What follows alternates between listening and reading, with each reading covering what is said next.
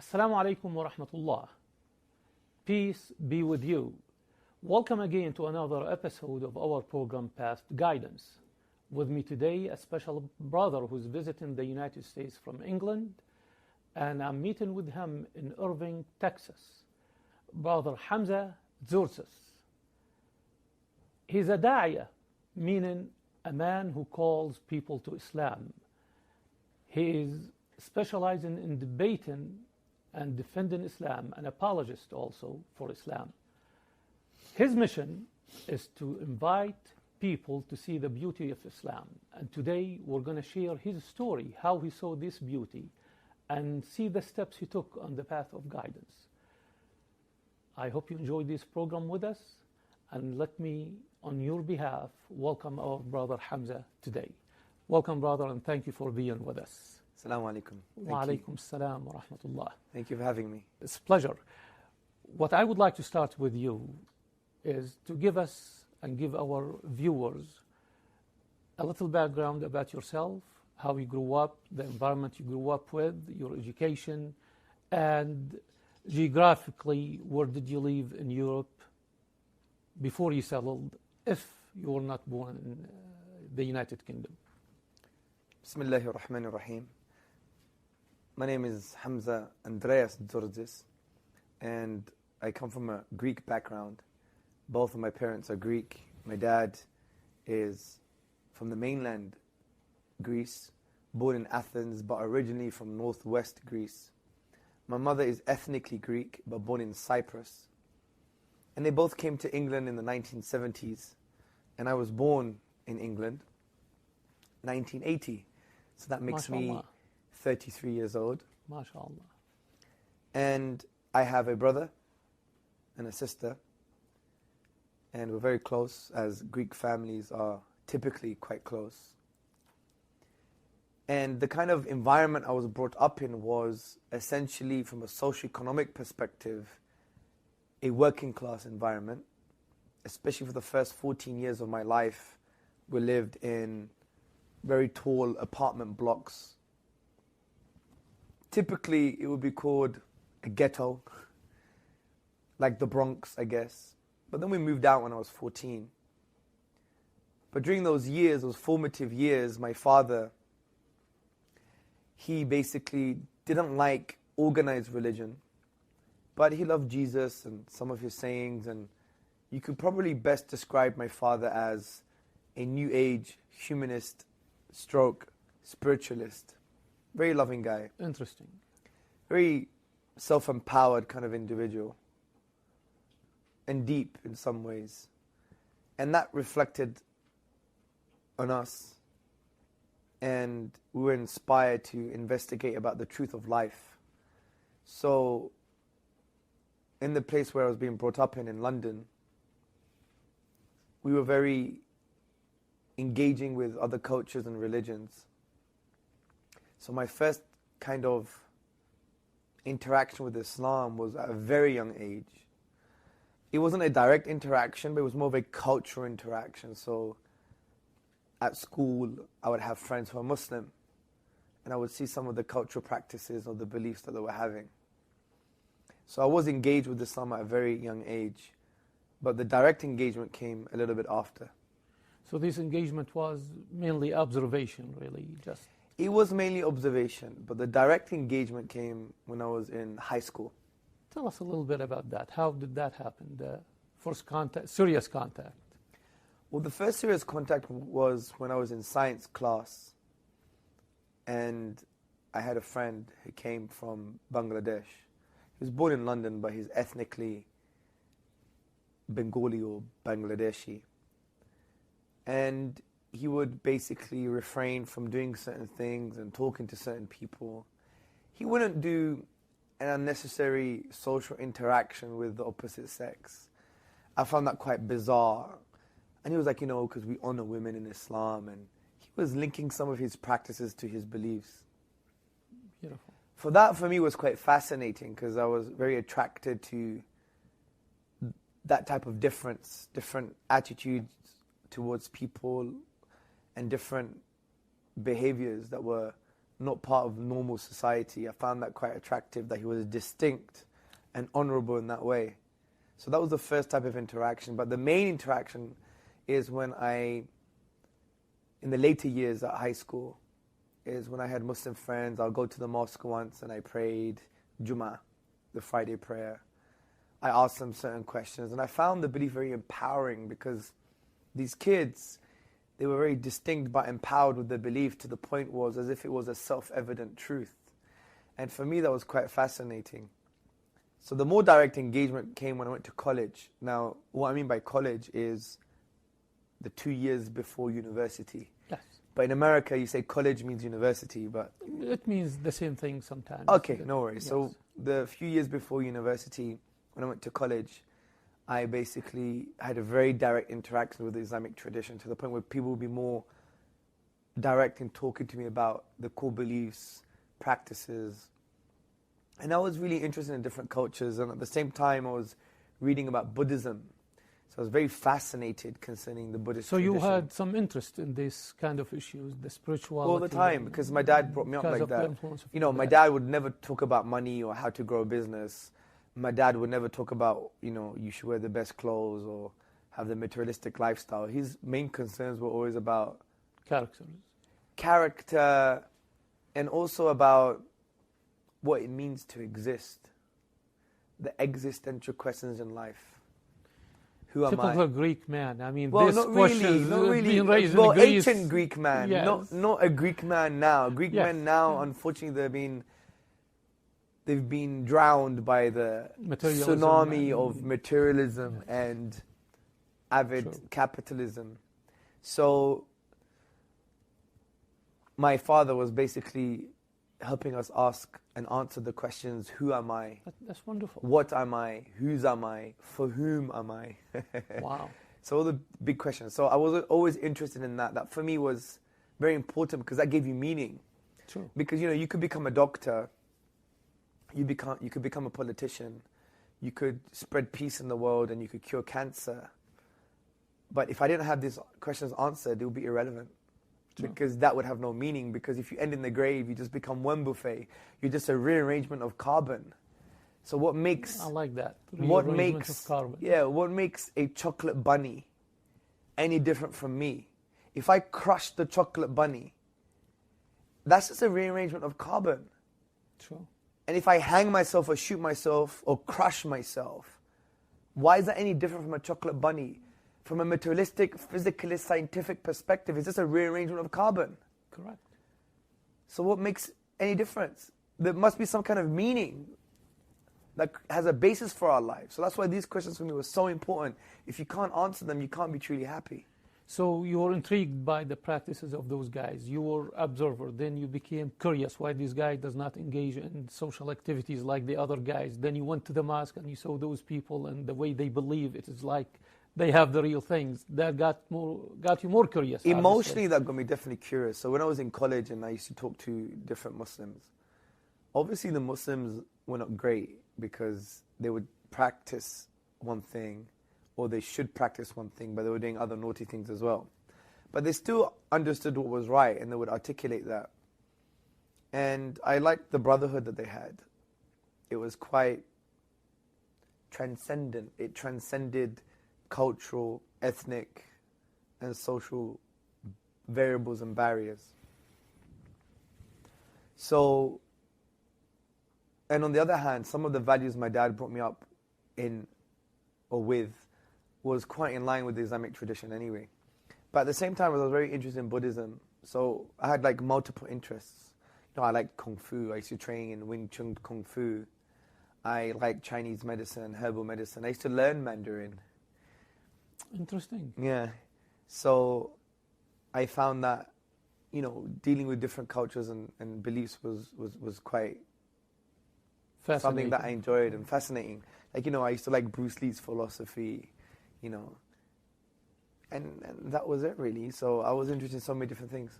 So in college, you came in the first serious contact now with Islam, where you started investigating the belief system, or was it an incident or a relationship? No, I mean, well, So not, tell me not at about that stage. that Not at that stage, because at that stage for me, I didn't even focus on my it's called A levels, on my exams.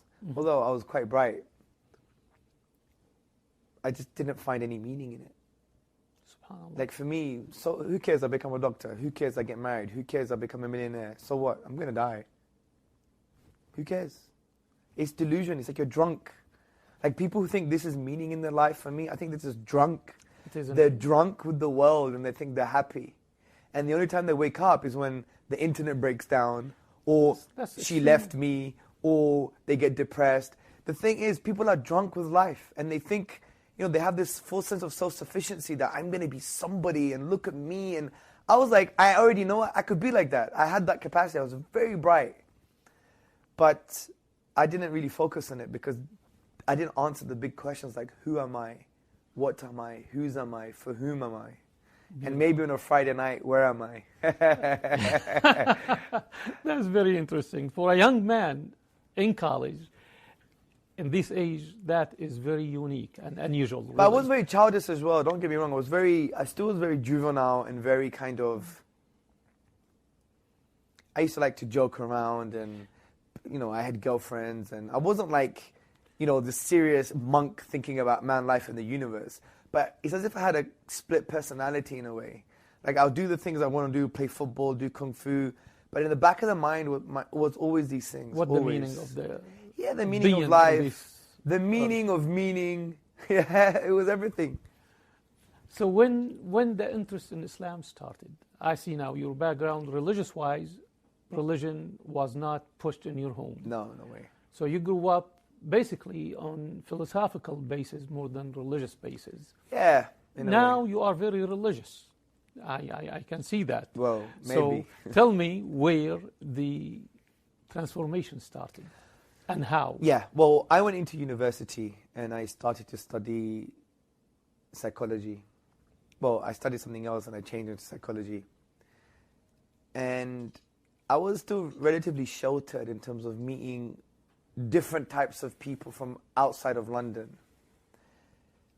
And the people I was with generally were like the Muslims or the Turks or the Pakistanis. And generally they had a culture of, it wasn't too selfish. It wasn't what's in it for me. There was still this kind of communitarian bond going on. But when I left that group, I went into university, I met other groups of people who was not the same culture. And it was depressing. University was the worst time in my life. It was the worst time in my life. Because I met all these people and I realized that they don't care about sincere human relationships. It was, what's in it for me? This avid individualism. I'm all right, Jack. And for me, it didn't resonate with me because I was never brought up like that. You know, my mum would always call me a thema. A thema in Greek is someone who does everything for people and gets walked over. Because I used to help people a lot, like help them with the essays or with the school or whatever the case may be. And when I entered that environment, I was a bit depressed thinking, these people are shallow. Like I would wear the same jumper for 2 or 3 days. It's clean, I'm a clean guy, it's not a problem, I'm just a student. People will comment on that. And I'll be like, there's something wrong with this person. Why do they find it so important if I wear a jumper for more than a day or not? And it's a shallow culture. So you're living your life from spiritual, basically, if we want to say, perspective, while the materialistic people around you were making it difficult. Well, it wasn't just they were materialistic. It was like, this is the culture of some Western institutions and people working or studying within them. That it's about me, where I'm going to go, who I'm going to be. Me, myself, I, is as if their self becomes their own deity. So your values basically were in Well, it was conflict with misaligned, existence. totally misaligned, totally. So this is why one of my best friends was a 27-year-old at that time, and I was only like 18, so he was like nearly 10 years older than me, but I would really relate with him because he was a little bit more balanced, a little bit more existential. What does it mean to exist? And yeah, it was a bit of a difficult time at university. I didn't really resonate with people too much. yeah. So now, Islam came to your life somehow. Well, it came when I left uni because I basically, a big issue happened at university and I had to take a year out and redo this module. And the situation wasn't my fault, but everyone got blamed, and it's just a long story. But the point is, I left and I said, what am I going to do with my life now? I have to do something in this year. I can't just do one evening class. So I applied to different jobs, and alhamdulillah, I was so fortunate by the will and mercy of Allah that I got offered a job as a project officer, student project officer, which was in the realm of project management. Mm-hmm. And in this job, they threw money at me. Prince 2 training, PMI training, MashaAllah. ISEB training. And as how old was I? 20 or something? I was getting all of this training. And it really facilitated a career for me. So in this job, I basically was somebody who was young, but yet very loud and expressive and wants to bring people together and was real. I didn't do office politics. I would just cut to the chase. Good. And they liked that about me. And I found that quite interesting because there were some really, really nice English guys there because the office was in England. And he always said to me, never change, be like this. So as you do in this kind of working environment, there was a Christmas party. And during this Christmas party, we said we're going to go on the boats, Christmas party boat. Now, my office was where the police IT organization was. That was my organization. Now it's been disbanded, it doesn't exist anymore. But it was linked to the government. We're doing IT systems nationally for the police. Mm-hmm. And my office was on the 9th floor on the River Thames, facing St. Paul's Cathedral. It was a beautiful view. And there was a boat nearby, and we'd walk to it. And we would basically have the Christmas party there. And I wasn't a very good dancer, to be honest. So I wouldn't dance, and I wouldn't drink hardly. I used to love milk rather than drink. As my dad always says, this is a milk family. Yeah, we don't drink. We're a milk family. Even my dad is 65 years old, and he just drinks milk all the time. Yeah. Nothing better than that. Of course. So I was trying to dance, and then this particular lady came towards me, and alhamdulillah, she was relatively attractive, right? So I never wanted to dance. I always wanted to talk to people, and that was one of my, what I call personal diseases, that I wouldn't talk to people that I'm very close with, but I would talk to strangers. And connect with them in an amazing way. But close people, I would just basically want them to not say anything, but just be next to me. It's very weird. It must have been maybe something bad happened to me when I was younger. I don't know how to explain it. So I wanted to engage with this person, and I found out she was Muslim. And I was like, hold on a second. You're not supposed to be here. I know my Muslim friends wouldn't be here. Exactly. And she thought I was like some kind of mufti or some kind of imam saying, undercover imam. And I was like saying to her, they don't respect you. Look, you're beautiful. They're going to just take advantage of you. And I took the drink out of her hand and I bought her an orange juice. Bold move, but I was always like that. Yeah. So we connected and we exchanged phone numbers, and she spoke about her family, her brothers, her culture. And you could tell she was one of those sisters that really likes Islam and respects it, but there was no love at home. So every time she wanted to come towards Islam, there was a barrier because the people that were representing Islam, there was no love. Given the negative messages. Yeah, and that's one of our problems as a Muslim community. We don't revive rahmah. We don't revive mercy and compassion in our homes. Although the Prophet ﷺ said, be loving. He said, if you love somebody, tell them. True. He used to carry Hassan and Hussein on his shoulders, and he would say, I love so-and-so. Oh Allah, I love him, so love him. The Prophet ﷺ said, you won't enter paradise until you truly believe, and you won't truly believe until you love one another. I mean, the Prophet ﷺ told Aisha, his wife, radiallahu anha, may Allah be pleased with her, be compassionate. When you put compassion in something, it elevates it. When you remove compassion, it degrades it. I mean, this is our tradition. True. As Ibn Qayyim al-Jawziyah, the 14th century theologian, said, where you see rahmah, where you see mercy and compassion, you must see Islam. So True. She's a product of him, right? I never blamed her. But anyway, we didn't meet. I lost her number, she lost mine. And what happened is I think after a couple of months, I got a call in my office from the HR department, which was a few floors above me. And they said, Mr. tzortzis, we have so-and-so on the line. I was like, wow, she found me. Yeah. I was actually quite happy because I thought she was a really nice girl, right? And we started dating and having a conversation and being friends. But even during that period, I used to read this book by an Egyptian scholar. I forgot his name now. It's called Islam in Focus. It's a very old book. And I used to read about Buddhism too. But when I would meet her, I would always talk about Islam. But at the same time, we wouldn't be interacting the way Islam wants. But I was still trying to preach to her, even though I wasn't a Muslim. Even in her... That's very interesting and unique. Of I've course never heard that before. I know. Well, that's crazy stuff. And on her wall, I remember I would stick big articles on her wall about Allah and Quran. I would write notes for her. Anyway, to cut a long story short, she had to move back up to her town. She was studying to be a teacher. She had to go get married or whatever happened. And then she calls me and basically says, after a while, that I just want to let you know that I'm praying 5 times a day and I'm wearing hijab. Yeah. Allah. Isn't it? It's quite special. So,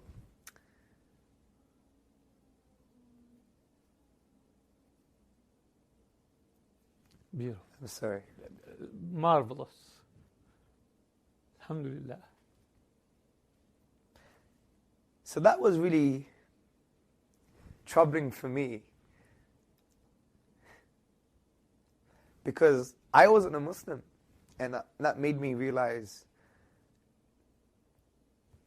how you guided her. And you were not following the same guidance yourself. Well, I needed to think about my life. That was the big problem. So I went to Greece, and I remember I was reading Quran in the English language and the life of the Prophet Muhammad upon him be peace. And I learned how to pray. I learned how to pray myself. I learned how to recite Surah Al-Fatiha, Surah Ikhlas, in Arabic or myself. And I used to pray. I remember I used to go to the mosques, right, in England.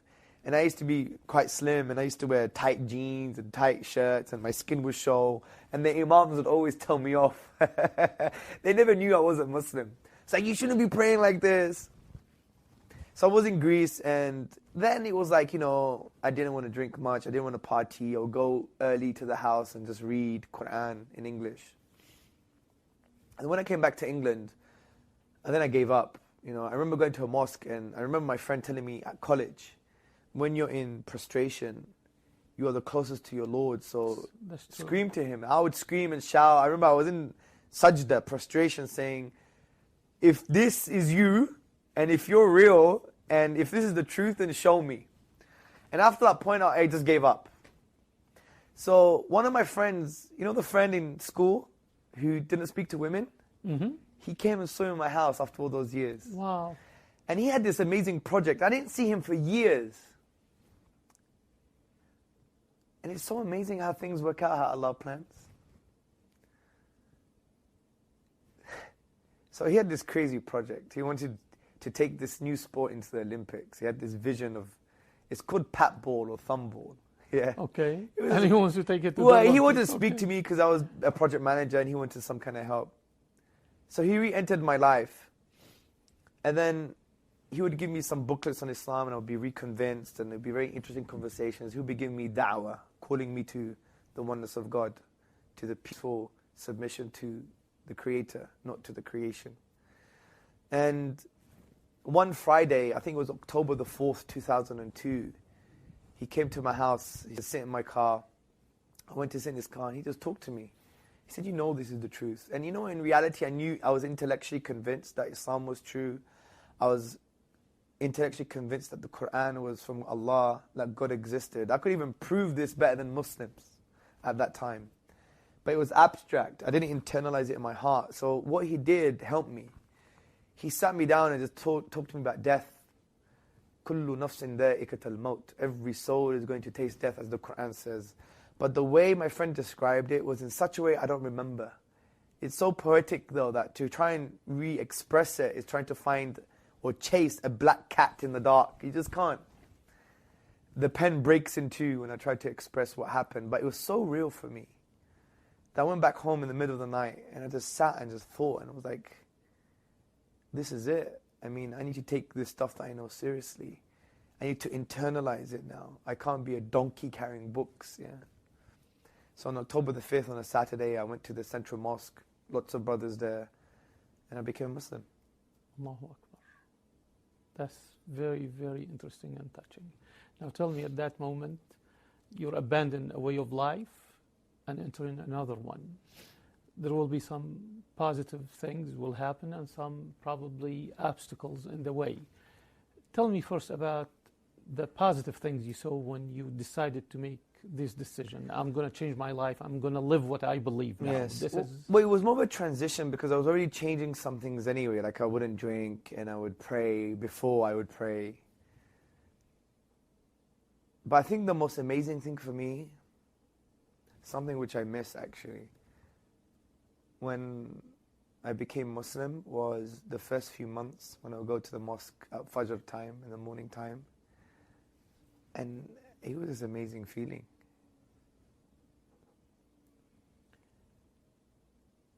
The obstacles. Obviously, you grew up in an environment that was supportive because many Muslims in the city you grew up in, and you were exposed to Islam from early age, your friends and things. I'm sure you'll have some obstacles. Did you have any issue with the family? Any issue with the previous friends, the career? Well, my previous friends mostly were Muslim. Okay. So that wasn't a huge problem. Easy. But I did have colleagues that were women that were not Muslim, and they were very upset what happened. But the main problem was family. I mean, my dad is very open-minded, and so is my mom, very tolerant. My mom's a refugee from the 1974 Turkish invasion. Mm-hmm. But my sister was engaged to a Turk for 10 years. I mean, they're very open-minded. But my dad was mostly upset, not because of the cultural change. Yes, my mom was upset because I changed my name, which I shouldn't. What year was that, by the way? I forgot. This was 2002. Oh, right after 9/11. Now, where Islam is really Yeah, a problem. Yes. I mean, come on, where are you going, guy? Yes. So my dad was upset because he said, "Why are you going backwards for? The things I taught you was moving away from religion, being progressive, liberal, humanist, spiritual." That was his issue. So he was really upset because he was like, all the experiences he had in his life that he learned from, it's as if I threw that in his face. Yeah. And obviously we would argue for the first few years, but it would be like a friendly, loving kind of argument, but it would be intense. It would be very stressful. I think the worst mistakes I did in that period was to basically make out as if my dad was incompetent and that he wasn't my hero anymore. Because my dad was always my hero, and he still is. I mean, his values are phenomenal. He's like a walking Muslim without faith. All he needs is the faith. May Allah guide him. I mean, he recently said that he believes Muhammad is a prophet. Allahu Akbar. So, and he believes God is one. So he's almost there. He's there. He's almost there, inshallah. So, Inshallah. I'm sorry. Akhi, this is beautiful. That's what we love, the passion. And alhamdulillah, alhamdulillah. I think the worst thing was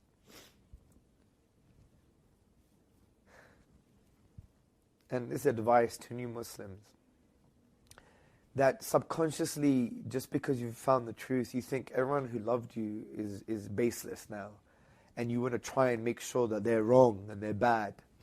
And that's what I tried doing with my father, because he was a hero to me, but he wasn't Muslim, and I became Muslim, so what do I do with this hero? So I was trying to hack him down, basically, and I would really make him feel really, really bad, or pick the smallest mistakes he did in his life and make them huge. And I'm a father. If my children did that to me, it will be devastating. Of course. You know what? He is a very lucky father. He really is. So I was really bad to him for many years. And I went on this kind of psychology course that makes you realize how bad you are, right? Like, it's your fault. Take power in the relationships you have in your life. And I realized that I treated my dad so bad. So I called him up after 6 years or something being a Muslim.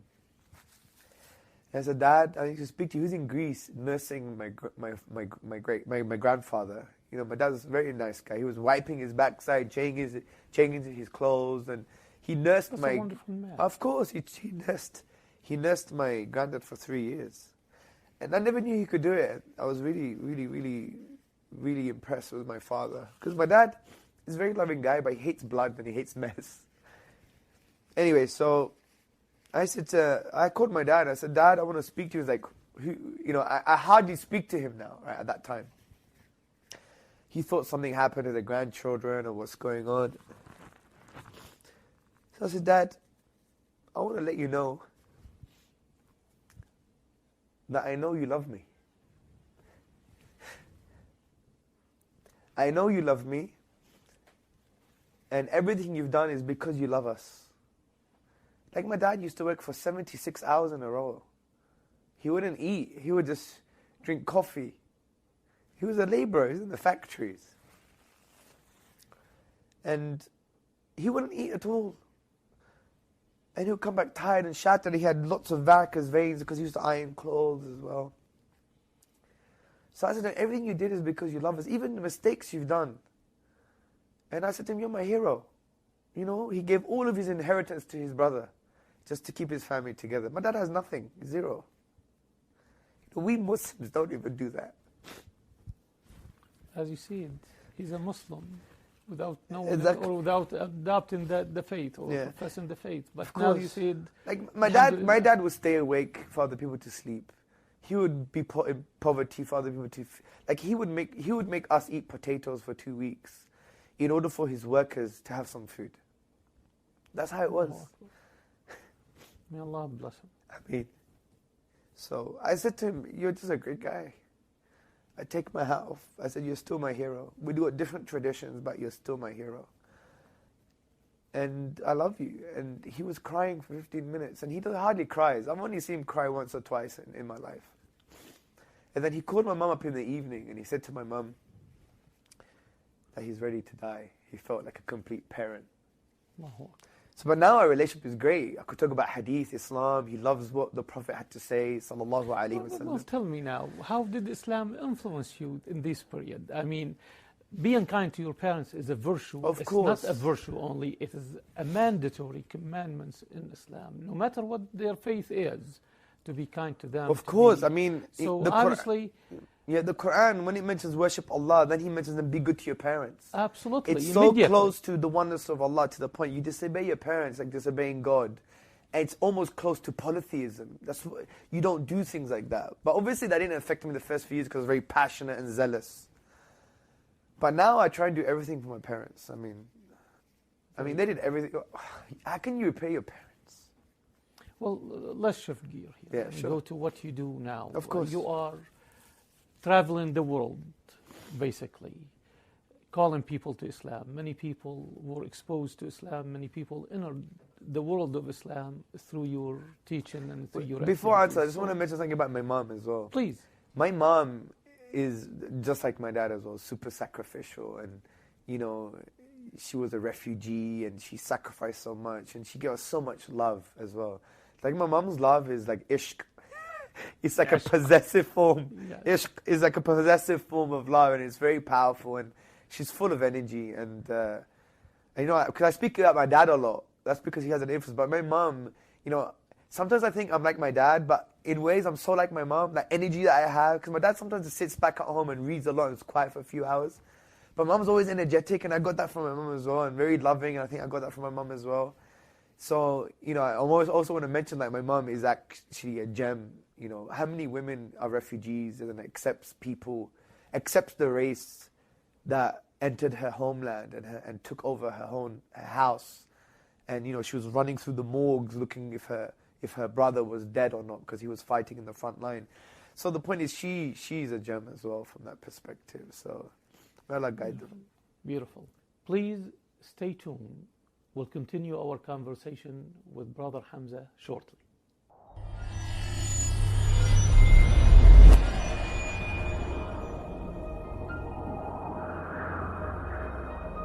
Brothers and sisters and friends, the Quran is an ocean. And we must do tadabbur. reflection and pondering upon this book as Allah tells us. And the more we ponder, we take an ayah, we take a verse, and we find out, what does it mean for me? What does Allah want me to do concerning this verse? How does it affect my spiritual and social DNA? How am I supposed to act and live and behave? How am I supposed to be? Meaning, what kind of state should I be in? So I want to encourage all the brothers and sisters and friends to really engage with the Quran from this perspective, because the Quran wants to be engaged with. Because the Quran was sent down for the whole of humanity, and human beings are thinking human beings. So Allah, the divine reality, the Lord of everything that exists, is telling us, engage with His word, with His eternal word. And I believe if we engage with it and we ponder upon it, we can really find solutions for all of life, but particularly our spiritual life and for our moral and ethical lives.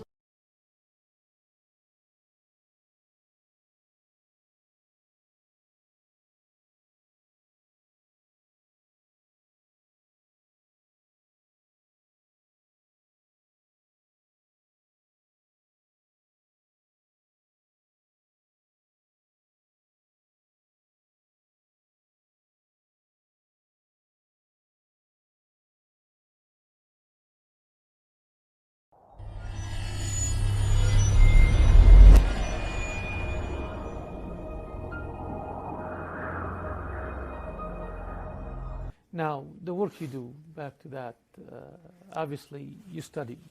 Now you are a Muslim. And by the way, this reminds me of Oprah Winfrey. It's like the Oprah show. Well, you're genuine, brother. Yeah, well, sure. You really are. Sure. And I would like to tell your dad, you should be proud of this man. You're lucky, you're blessed actually to have a son such as Hamza. Sure. And what I want to touch on now with you is, you entered Islam, and from the short time I've listened to you, I interacted with you, you expressed a great amount of knowledge. So obviously now you are on a path of, I don't know, was it searching or enhancing yourself, elevating yourself? Can you talk about this period of time, preparing yourself as a Muslim? Now, mashallah, you're leading movements.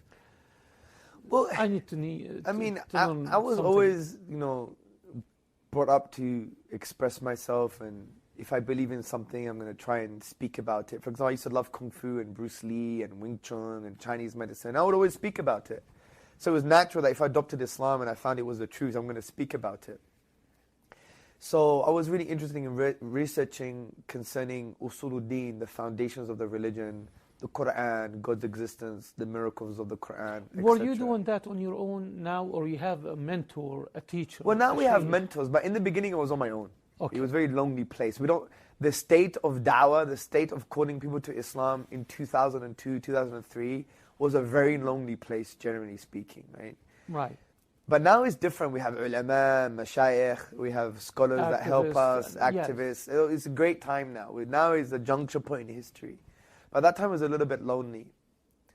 And so I was interested in that stuff, and I got into the lecture circuit at universities to talk about the Quran, and talk about why I became a Muslim, to talk about the kind of intellectual foundations of the religion. Right. So since then, that's what we've been doing. We've been engaging with atheist academics, and we've been talking about Islam and writing and reading, and we've done lots of mistakes. But that's the nature of the da'wah, is the one who has never done mistakes in the da'wah before has never done da'wah before. True. So you learn from the mistakes. And now we're there. Now we're here to train people and to create new leaders and to create people to saturate the kind of intellectual market so we could really have a voice. And that's very important, because we need to articulate a warm, compassionate case for Islam to the wider society. So you grew up in an environment totally different from the environment. It is in the West, but totally different from the American environment. Yeah, sure. So we have Muslims here who are passionate, who are engaging in the da'wah. However, the field is totally different. You yourself, you had the privilege of being around Muslim students. There are towns here where there is no Muslims whatsoever. And contacting a Muslim is an adventure. Okay, I experienced that myself. So what do you have to say to the non-Muslims when they are approached by a Muslim, or when they want to have a relationship, whether a business relationship or social relationship or academic relationship with Muslims? Some people have fear, some people have hesitation, especially after 9/11. People here changed. You know, I was at one of the Islamic centers yesterday, the day before yesterday. We had an open house.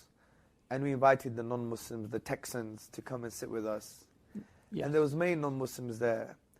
And I was advised by some of the Muslims, be a bit careful, don't be too preachy. And I said, forget that advice. I'm just going to be myself. Wonderful. So I was myself, and we engaged in such a way, a non-Muslim Christian man called Terry, a black man, stood up and he was crying. And he was like, shocked. I don't believe Muslims are like this. They believe in Jesus. They believe in the Bible. They have family. Look how multicultural they are. He said, in my church, there's black people. I can't walk into a white church sometimes. I feel a bit different. He said, these people are full of love. Because I said to people, I gave advice to one non-Muslim saying, if you want to engage with Muslims, knock on the door and say, can you feed me, please? I want dinner. Every Muslim is going to say, come to my house. And he was shocked by, I got everyone to agree that if any non-Muslim says, I want to come to your house for dinner, they would facilitate that. And he was shocked that people were so proactive in facilitating that kind of communal harmony. And we sat with him after, and he was crying. He was like, I'm 55 years old, man. He was like this. I'm 55 years old. I've never seen this before. He said, you changed my heart, he said. And he was crying. And I was like, this is what it's all about. So from that experience, to talk to a non-Muslim, I would basically say to them, just approach them and you're going to find someone who is so ever ready, even if he's rough around the edges, still ever ready to facilitate compassion between you two and for you to discuss your differences and your similarities. And not to fear, because sometimes our biggest danger is that we think our past experiences and our limited knowledge is infinite and it applies to all times and places. So we superimpose the past onto the present and the future. It's no wonder we're living a cycle. Nothing changes because we always use the past to influence the present and the future. What we need to do is to divorce that and say, right, whatever I saw on Fox News, or whatever I saw on the media, or whatever I saw with another person, or my interactions and experiences are just that, past experiences. If you learn to divorce them from the true reality, from the present, then you always come towards new realities with a blank canvas. And that means you'll have a new realm of possibility to achieve what you can with others and connect with them in ways that you've never connected before. And that's what we need to do. And this is quite Quranic as an ethic, because Surah Baqarah, chapter 2, verse 30, God says He's going to send down Adam as a vicegerent to take care of the world, the earth. What do the angels say? You're going to send someone that's going to create bloodshed? And God, Allah says, I know that which you do not know. Meaning, the angels had limited knowledge and experience, and they thought the new reality would be the same thing. But Allah says, you don't know what's going on. Don't use your limited experiences and reality to superimpose on new things. It's always new and fresh. It's always a new realm of possibility. And that's what we need to have with human beings. Forget the baggage and just treat them as they should be treated, inshallah. There are so many people out there, just like yourself, soul searching. They are trying to find a spiritual home, really. Yourself, you were on that mode before you became a Muslim, and the trigger was this conversation with a friend about death. How do you advise, or what would you say to the Muslims who are trying with some people they know, whether a relative or a friend or a neighbor or a colleague, and this person is almost there? So what would you tell them so they can make that switch, and that night happen to them, so they can go and think, and the next morning they say, this is the path I want to choose? The Quran as a percentage gives us the approach. Like 90% of the Quran is emotional, spiritual, 10% is intellectual.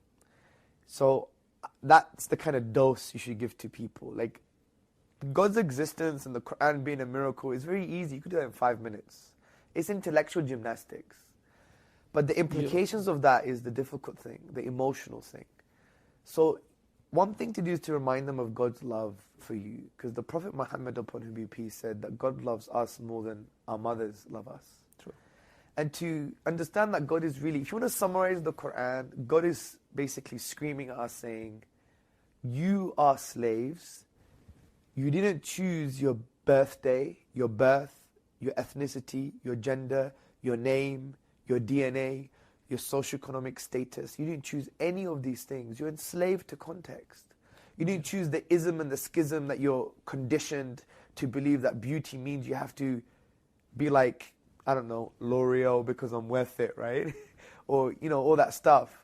You're enslaved to social context and to your own context. You have so many slave masters.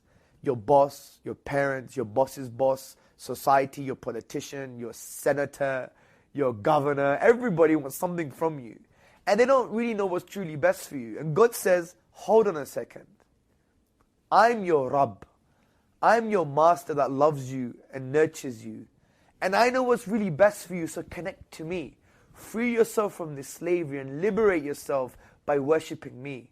It is no wonder the word ruh, the soul in Arabic, in the Quran, shares the same root as the word raha, which means liberty and serenity. So the ruh, the soul, wants to achieve this liberty, and it can only be done so by connecting with your nature, which is to worship God and to love Him. Worship means to love Him, to know Him, to obey Him, to serve Him. And if you do that, everything falls into place. But people are so busy worshipping themselves and their own ego. Allah. And that's the problem. And that's Islam. That's the most simple way of putting the whole narrative. And that's why the famous poet, Iqbal, he was the poet of the East, he said an amazing poem. He said, this one prostration that you find too difficult frees you from 1,000 prostrations. Allahu Akbar. Yes. This is a beautiful statement and notes to end this program with. I wish we had more time. It's very interesting, and I pray that we get together again and Inshallah. we do much more programs about these spirituality aspects of Islam and the spiritual approach to bring people to Islam. That's what people want.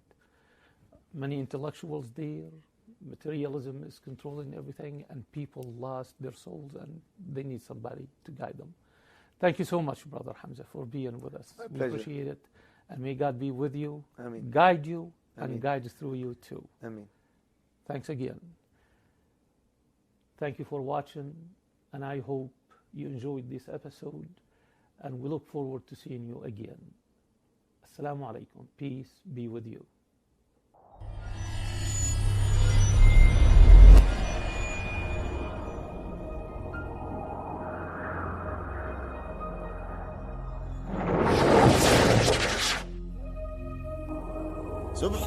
سبحان من تعن الوجوه لجوده